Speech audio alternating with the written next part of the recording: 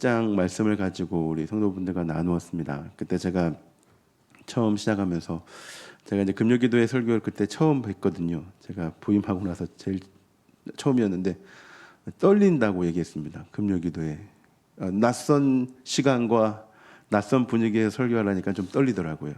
지금은 굉장히 평안합니다. 똑같은 장소, 똑같이 계신 분도 앉아 있는데 어찌나 이 수요 예배 시간이 금요기도회 시간보다 편안한지요. 집 같습니다. 네, 아무튼 반갑고요. 요나서 1장을 그때 금요기도 나눌 때 제가 서론에 이렇게 말씀드렸습니다. 요나와 제가 답을 말하면 안 되겠네요. 니느웨를 향한 두 말씀이 성경에 기록되어 있습니다. 네, 요나서하고 그 다음 말씀이 요나 한숨을 쉬시면 됩니다. 요나 훔 하면 됩니다. 아시겠죠? 그래서 요나는 니느웨의 회복을 말씀하시는 것이고 나움은 니느웨의 멸망을 말씀하시는 것인지 온도차가 좀 다릅니다. 니느웨를 향한 그래서 한 150년, 170년 뒤에 그러니까 요나가 사역하고 이렇게 회복을 선포하고 한 150에서 170년 뒤에 이제 니느웨가 아수르죠. 정확히 말하면 망하게 됩니다. 그런 배경이 있는 것이 이제 요나서입니다. 오늘은 사장을 좀 나누면서 제가 뭐 계속 설교 시간에도 말씀드리겠지만 이 요나의 말씀이 니느웨를 향한 말씀이 아니라 누구에 대한 말씀일까요? 예전에 제가 부흥회 하면 또 예전 목사님이 좀 이렇게 아재 개그를 많이 하실 때 이걸 많이 했는데 나에 대한 말씀. 여러분 요즘 사람이신가 봐요. 아무도 안 웃으시네요. 나에 대한 말씀. 네, 그래서 한 번만 더 해볼게요. 나에 대한 말씀. 웃어달라는 말씀입니다. 그래서 나에 대한 말씀이구나. 그러니까 니느웨에 대한 말씀이 아니라 이것이 나에 대한 말씀이구나라는 것을 오늘도 내용이 전반적으로 그렇습니다. 니느웨를 향한 말씀이 아니라 오히려 하나님께서 요나의 회복을 독려하는 것은 아닐까라는 생각을 해보게 됩니다. 그런 주제로 좀 여러분들과 계속적으로 1장을 이어서 말씀 나누겠습니다. 예전에 제가 이 예화를 한번 설명한 적이 있는데요. 다시 한번 제가 소개시켜 보겠습니다. 3명의 친한 친구가 그랜드 캐니언으로 여행을 갔습니다. 한 친구가 그랜드 캐니언을 보며 야 그림보다 더 멋진 장관이야. 이 모습을 종이에 그리고 싶어 라고 했습니다. 이 친구의 직업은 무엇일까요? 네, 화가. 저번 설교를 예전에 제가 설교했을 때 들으신 분은 잘 기억하실 겁니다. 화가입니다. 두 번째 친구입니다. 두 번째 친구가 그랜드 캐니언을 보며 야 사람은 도저히 따라갈 수가 없는 하나님의 솜씨야. 정말 오묘한 것 같아 라고 했습니다. 이 친구의 직업은 무엇일까요? 어쩌나 이렇게 잘 기억하시는지. 맞습니다. 목사님입니다. 저는 이렇게 안 할 것 같은데요. 그냥 우와 하다가 올 것 같은데 세 번째 친구가 이제 그랜드 캐니언을 보면 이렇게 얘기합니다.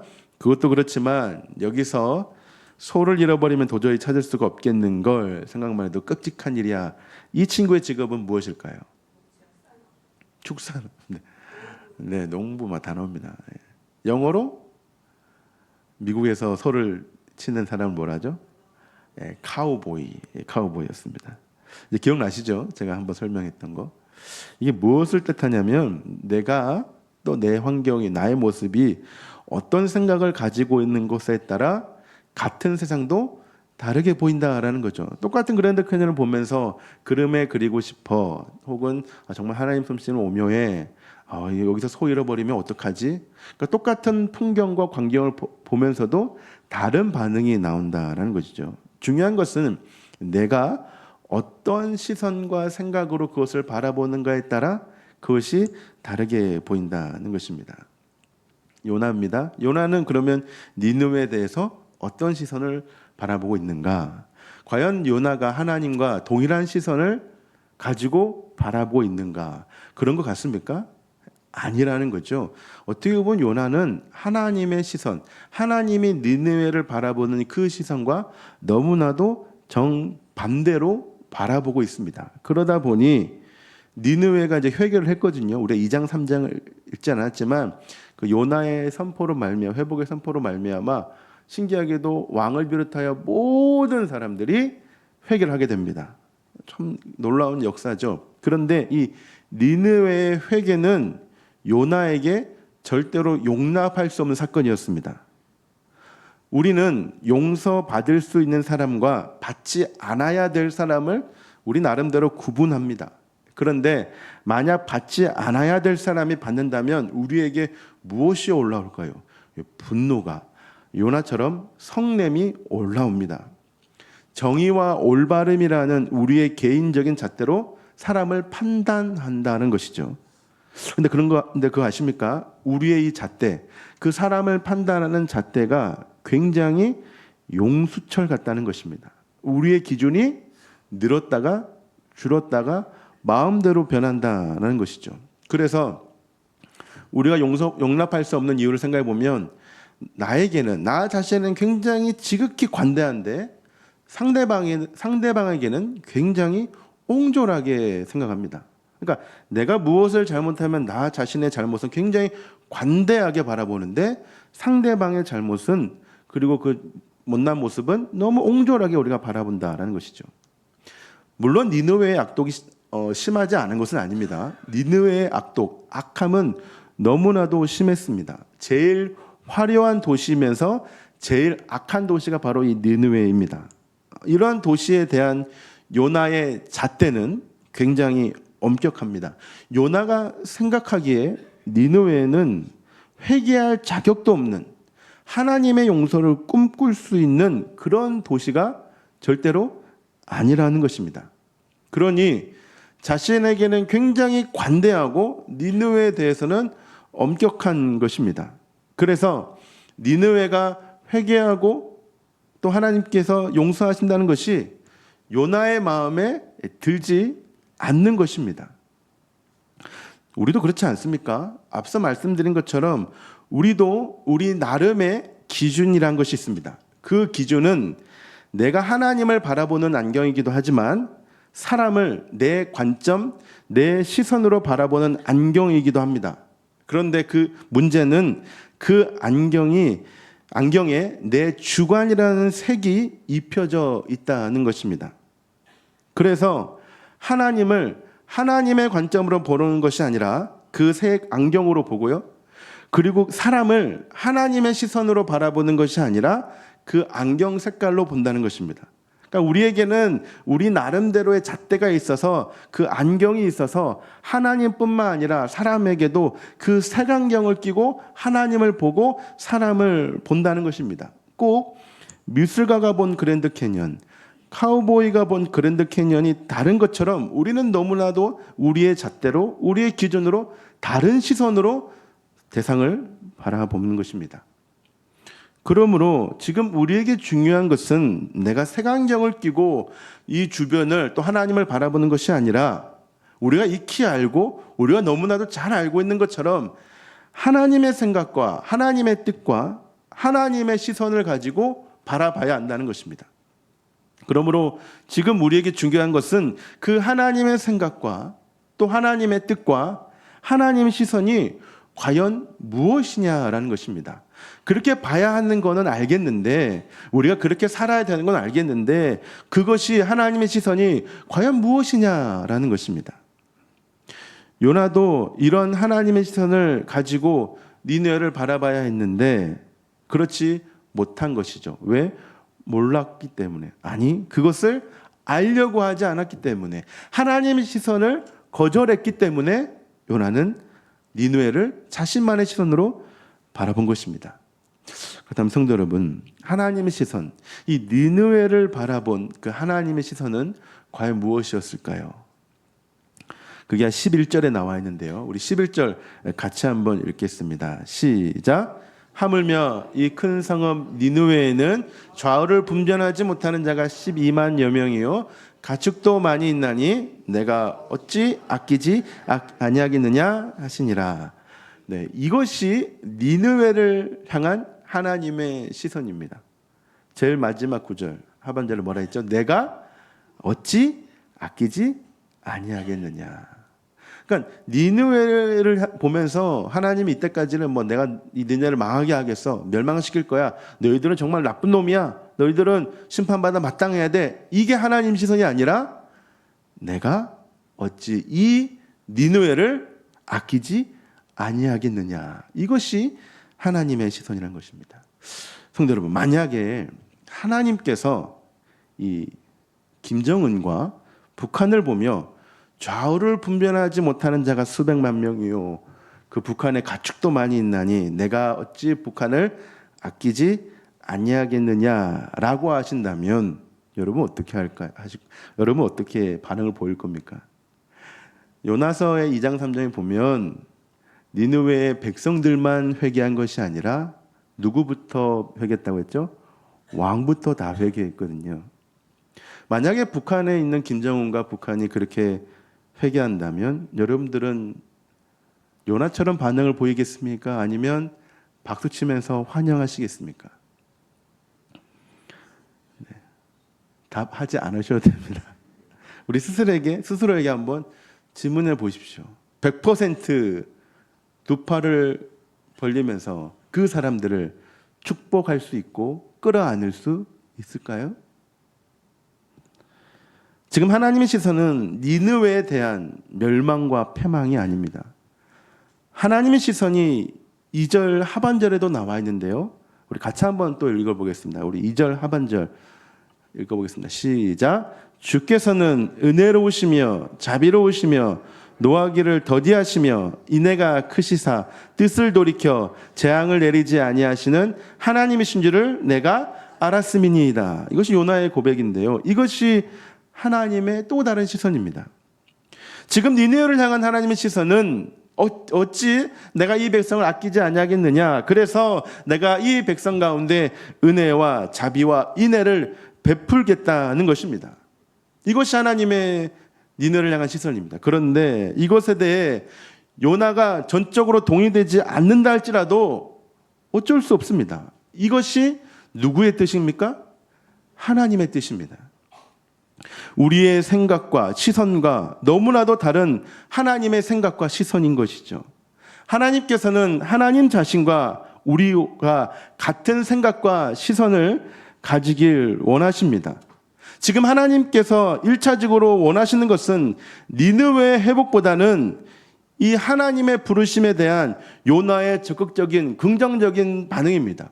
그러니까 하나님의 1차적인 원뜻은 니느웨 회복도 맞지만 그것을 바라보는 요나의 그 시선, 요나의 생각이 바뀌어야 한다는 것입니다. 왜 그렇습니까? 이 요나를 통하여 어느 백성이 바뀌기 때문에? 니느웨 백성이 바뀌기 때문에. 요나서를 한번 잘 생각해 보십시오. 대부분의 분량이 1장부터 4장 보시면 대부분의 분량이 회개해야 하는 니느웨에 대한 말씀이 아니라 하나님의 말씀을 전하지 않는 요나에 대한 말씀으로 가득합니다. 제가 말씀을 이걸 준비하면서 금요기도회와 수요예배를 같이 준비해야겠다라고 생각을 했습니다. 그래서 제가 이 말씀을 준비할 때 원래 제목은 금요기도회는 사명자의 혜택 나가 금요기도 제목이었고 수요예배 제목은 사명자의 혜택 너였습니다. 그러니까 사명자가 은혜로 회복하고 혜택을 받게 돼 은혜 받게 되면 나도 회복되지만 누구도 회복된다? 너도 회복된다. 그러니까 요나 자신도 회복되고 니느웨 너도 회복되게 된다라는 것이 제 설교의 주제였습니다. 그런데 제가 말씀을 1장 4장 두 개 준비하면서 계속 드는 생각은 이 말씀이 지금 다른 사람을 향한 말씀이 아니라 여전히 요나를 향한 그리고 우리를 향한 또 우리 자신을 향한 말씀이라는 사실을 계속 곱씹게 되었습니다.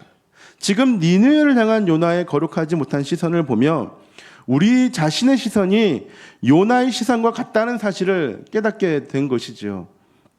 우리도 어찌 보면 요나처럼 내가 용납하지 않는 사람에 대해 아주 예리하고 날카로운 시선을 여전히 보내고 있는지는 모릅니다. 그러므로 하나님의 시선으로 이 세상을 바라봐야 하는데 여전히 우리는 날카로운 시선으로 예리한 눈으로 사람을 바라본다라는 것이죠. 그런데 하나님의 시선이 머무는 곳에 지금 우리는 어떠한 시선으로 있습니까? 이 세상의 안목과 자랑이 하나님의 시선이 아니라 이 세상을 향한 하나님 시선이 무엇인지를 우리는 그것부터 깨달아야 합니다. 우리가 이 세상을 손가락질하기 전에 이 세상을 향한 하나님의 시선과 하나님의 뜻이 무엇인지를 우리가 깨달아야 한다는 것이죠. 오늘 새로운 대통령이 뽑히게 되었습니다. 자기가 자신이 지지하는 사람이 당선되었으면 기뻐할 수 있을 것이고, 내가 지지하는 사람이 당선되지 않았으면 어떻게 보면 씁쓸할 수 있을 것입니다. 그런데 결과 때문에 누구든지 기뻐할 수 있고 어느 누구든 씁쓸할 수 있지만, 이것으로 인하여 우리가 분열되고 갈라진다면 우리는 성숙한 모습을 보이지 못하는 것입니다. 1번이 2번을 싫어할 수 있고 2번이 1번을 싫어할 수 있지만, 우리 그런 그리스도인들마저도 그러한 시선과 마음을 가지고 있다면 회개와 용서의 순간을 서로가 용납하지 않는 그런 시선을 가지고 있다면 오늘 본문에 나오는 이 요나와 우리가 무엇이 다르겠습니까? 4장 1절에 보시면 요나가 어떤 마음을 가지고 있습니까? 요나가 성을 내고 있습니다. 내가 가지고 있는 이 생의 안목과 자랑으로, 내가 가지고 있는 생각과 이념과 사상으로 다른 사람을 재단한다면, 또 그 사람을 바라보고 너는 나와 생각이 다르기 때문에 너는 잘못됐어, 너는 틀린 거야 라고 용납하지 않는다면 우리는 과연 그리스도인의 마음을 가지고 있는 것일까요? 과연 우리는 하나님의 시선으로 내 주변과 세상을 바라보고 있습니까? 아니면 여전히 우리는 이 생의 안목과 자랑으로, 세상의 관점으로 이 세상을 바라보고 있는 것입니까? 중요한 것은 하나님의 시선과 하나님의 뜻이 지금 무엇이냐라는 것입니다. 로마서 14장 17절에 이러한 말씀이 있습니다. 하나님의 나라는 먹는 것과 마시는 것이 아니요 오직 성령 안에 있는 의와 평강과 희락이라. 니느웨 같은 이 세상 가운데 하나님께서 선포하시고 싶은 나라는 오직 성령으로 하나가 되고 서로가 연합하며 기쁨과 평강이 있는 나라, 먹는 것과 마시는 것이 질비한 나라가 아닌 오직 성령 안에 있는 서로가 의롭고 평강하고 희락이 넘치는 그 나라, 그리고 그 평강과 희락을, 그 기쁨과 평안을 선포하는 그 사람이 다른 사람이 아니라 우리이고 여러분들이라는 사실, 이것이 하나님께서 우리를 통하 이루고 싶은 하나님의 나라이지 않겠습니까? 서로의 다름을 인정하라는 거창한 말을 하고 싶은 것이 아닙니다. 서로의 다름을 인정하기 전에 서로의 다름을 하나님의 시선으로 바라보라는 것입니다. 그것이 먼저이지 않겠습니까? 우리가 서로의 다름을 하나님의 시선으로 바라보는 것을 먼저 할 때 우리는 다른 사람을 인정할 수 있고 용납할 수 있는 것입니다. 어느 두 목사님이 논쟁을 붙었습니다. 어떤 논쟁이 붙었냐면 천국에 가면 어떤 언어일까라는 논쟁이 붙었습니다. 여러분, 어떤 언어일까요? 천국 가면 우리가 헬라어 쓸까요? 히브리어 쓸까요? 네. 하나님 언어도 맞겠죠. 근데 여러분, 성경의 구약에는 뭐로 쓰여 있죠? 히브리어. 신약은 헬라어 쓰여 있습니다. 두 목사님 논쟁이 붙었습니다. 한 목사님은 헬라어야, 한 목사님은 히브리어야. 목사님이 두 분이 죽었습니다. 좀 내용가 극단적이죠. 천국에 갔습니다. 하나님께서 이 두 목사님에게 뭐라고 인사했을까요? 히브리 말로 샬롬이라 했을까요? 네. 제가 어떤 설교 시간에 들은 예언인데 뭐라 했냐면 한국말로 안녕하세요 하는 거예요. 네. 헬라어 히브리도 아니고 그 목사님의 언어인 한국말로 안녕하세요. 여러분, 이 예화가 뜻하는 게 뭐냐면 우리는 이만큼 배타적이고 편협한지 모릅니다. 하지만 하나님께서는 우리의 생각보다, 이 편협한 생각보다 큰 뜻과 마음을 가지고 계십니다. 하나님께서는 그래서 지금 요나에게나 지금 우리에게나 또 니느웨에게나 자비를 베풀고 있습니다. 우리의 피조물들이 도저히 이해할 수 없는 넓은 인애와 크신 자비를 베풀고 계신다는 것입니다. 성도 여러분들, 너무나도 잘 알고 있는 사실이지만 하나님은 우리의 생각보다 너무나도 크고 위대하신 분이십니다. 우리의 생각과 말과 지식 가운데 하나님을 다 넣을 수 없습니다. 꼭 작은 냉장고에 코끼리를 집어넣는 것과 같은 것입니다. 그만큼 우리 하나님은 우리보다, 우리의 생각보다 너무나도 위대하신 분이십니다. 그렇다면 요나 때나 지금이나 왜 우리는 이 위대하신 이 하나님의 시선을 가지지 못하는 것일까요? 어떻게 보면 당연한 말이겠지만 왜 우리에게는 그러한 마음조차 쉽게 변질되고 가지지 못하는 것일까요? 그 이유는 우리의 모든 삶의 정 영역이 너무나도 자기 중심적이기 때문입니다.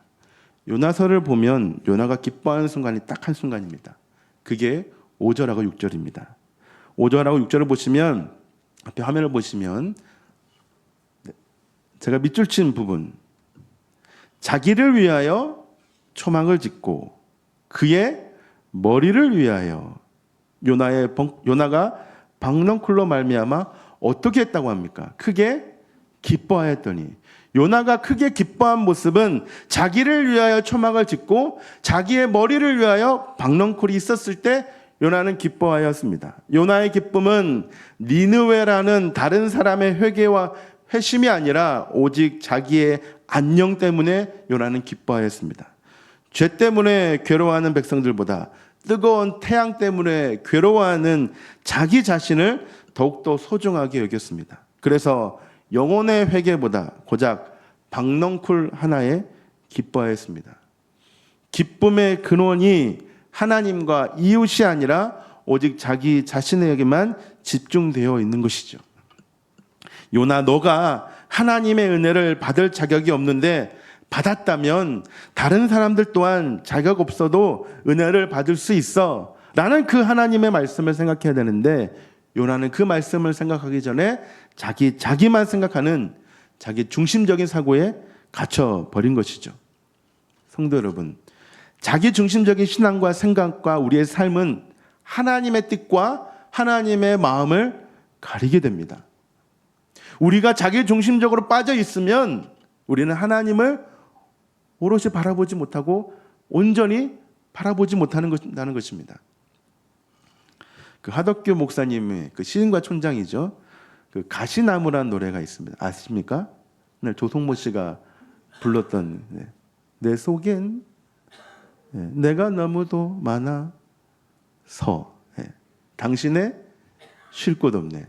내 속엔 헛된 바람들로 당신의 편할 곳 없네. 이게 앞에 가사의 첫 부분인데요. 여기서 이제 당신이 예수님을 뜻하기도 하고 이웃을 뜻하기도 합니다. 여러분, 내 속에 내가 너무 많으면 다른 사람들에게, 하나님에게 평안과 기쁨을 줄 수 없습니다. 반대로 하나님께서는 하나님 자신 안에 우리들에 대한 긍휼로 가득 채우시니 우리에게 기쁨과 평안이 가득하게 된 것입니다. 그러므로 나 중심적으로 가득한 우리의 모습은 하나님과 사람들보다는 나의 이기적인 즐거움만 가득하게 만든다는 것입니다. 내가 자기 중심적으로 빠져버리면 다른 사람을 평안하게 하고 기뻐하게 하기보다는 나의 이기적인 즐거움만으로만 가득한다는 것이죠. 제가 저희 친형을 좋아하려고 많이 노력합니다. 지금도 그렇습니다.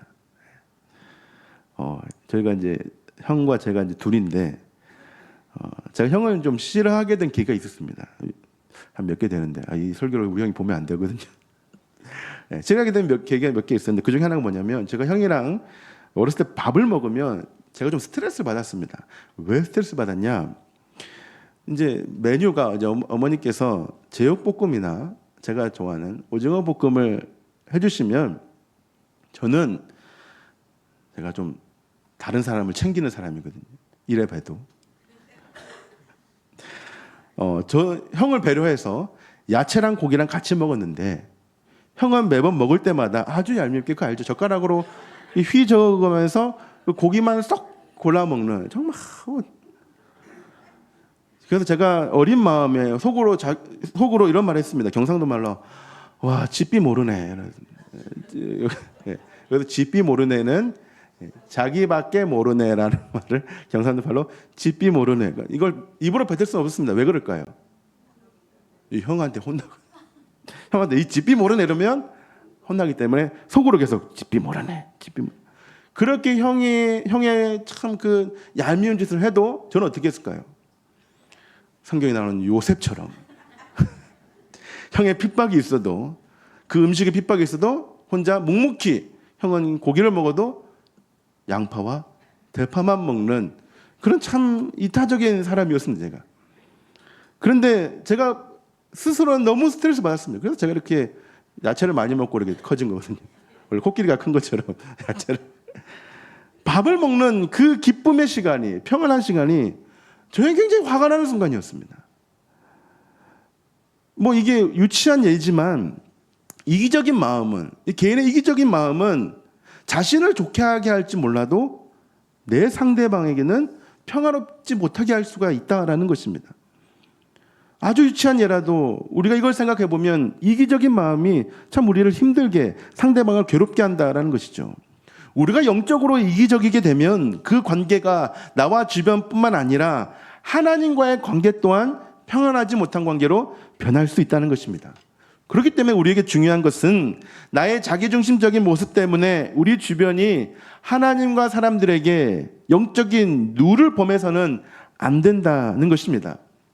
소설가 오스카 와일드가 이러한 이기심에 대해 아주 명확하게 정했는데요. 이렇게 얘기했습니다. 이기심은 자기 삶을 원하는 대로 사는 것이 아니다. 남들에게 자기가 원하는 대로 살아달라고 요구하는 것이다. 이것이 이기심이라는 것입니다. 그러니까 이기심은 내가 원하는 대로 사는 것이 아니라 다른 사람으로 하여금 내가 원하는 대로 살아달라고 요구하는 것이다라는 것이죠. 지금 요나는 자기 마음대로 되지 하나님을 어떻게 합니까? 성내면서 원망하고 있습니다. 지금 요나에게 하나님의 마음은 관심 있는 영역이 아니었습니다. 요나도 어떻게 보면 자기가 원하는 대로 살고 싶은 것이 아니라 자기의 뜻대로 하나님이 움직이는 것을 원했던 것은 아니겠습니까? 하나님께서 자기 자신을 움직이는 것이 아닌 나의 뜻대로, 자기의 뜻대로 하나님께서 움직이는 그런 영적인 이기심을 보인 것이라 할 수 있는 것입니다. 제가 말씀을 준비하면서 좀 생각해 봤는데요. 요나가 참 고집이 많은 것 같습니다. 그렇지 않습니까? 고집이 셉니다. 그런데 요나보다도 더 고집 센 분이 계십니다. 누구실까요? 우리 하나님이십니다. 요나가 그렇게 안 가겠다 해도 하나님 어떻게 해야 하십니까? 그렇게 가라고 하십니다. 그럼 마지막에 뭐까지 준비하십니까? 고래까지 준비하면서 가라고. 아무리 안 한다고 해도 결국 하나님의 이 거룩한 고집을 요나는 꺾을 수 없었습니다. 성도 여러분, 우리의 이기심과 고집 그리고 하나님의 의지가 충돌하면 결국 이기시는 분은 누구실까요? 우리 하나님이십니다. 그러니 우리는 속된 말로 하나님께서 좋게 말씀하실 때, 좋은 말로 할 때 그 말씀을 순종해야 합니다. 그러니 이제 매우 싫어하고 성낼 때가 아니라 우리의 시선이 그 하나님의 부르심에 따라 하나님과 동일해야 한다는 것입니다. 같이 바라본다는 것은 이심이 전심이 되는 순간입니다. 둘이가 하나가 되는 순간입니다.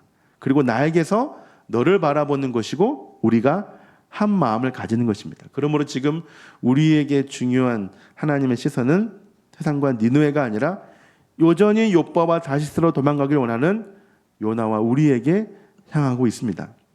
이제 우리 시선을 돌려야 할 때이지 않습니까? 무엇을 듣고 무엇을 보고 무엇을 말해야 하는지 우리는 그 주님의 뜻에 더욱더 많은 관심을 기울여야 할 것입니다. 말씀을 마무리하겠습니다. 8.2초의 법칙이라는 것이 있습니다. 이게 뭐냐면 상대방이 나를 바라보는 시간이 8.2초면 호감을 가진다는 거예요. 여러분들이 지금 저를 8.2초만 바라보면 저에게 호감이 있다는 거예요. 한 20몇 분 바라보셨거든요. 저를 굉장히 호감스럽게 본다는 거예요. 그런데 4초의 법칙이 있습니다. 상대방이 나를 4초 내외로 본다면 비호감을 가진다는 거예요.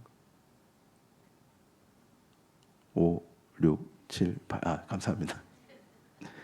그렇다면 하나님께서는 사람들을 얼마나 오랫동안 바라보셨을까요? 하나님께서 이 니느웨를 8.2초만 바라보셨을까요? 하나님의 시선이라는 것은 단순히 우리를 바라보신다는 것을 넘어서 오랜 시간 동안 우리 인간들을 뚫어지게 보신다는 것입니다. 그래서 우리는 하나님을 신실한 하나님이라고 고백하는 것 같습니다. 요나는 니느웨를 거들떠보지 않았지만 하나님께서는 니느웨를 유심히 그리고 지속적으로 그리고 신실하게 보고 계셨다는 것입니다. 우리가 세상을 향해 하나님의 시선을 가지지 못한 것은 우리가 어떻게 보면 지속적으로 그들을 바라보지 않았기 때문이지 않을까요? 왜 그럴까요? 왜 우리는 그들을 지속적으로 바라보지 못하는 것일까요? 그들이 밉기 때문입니다. 싫기 때문이죠. 성도 여러분, 우리는 지금 이 세상을 어떠한 마음으로 그리고 얼마만큼 바라보고 계십니까? 이 세상을 경멸과 증오와 또 내 주변을 내 반대편을 미움으로 바라보고 계십니까? 아니면 긍휼의 시선으로 바라보고 있습니까? 우리는 하나님의 마음으로 이 세상을 바라봐야 합니다.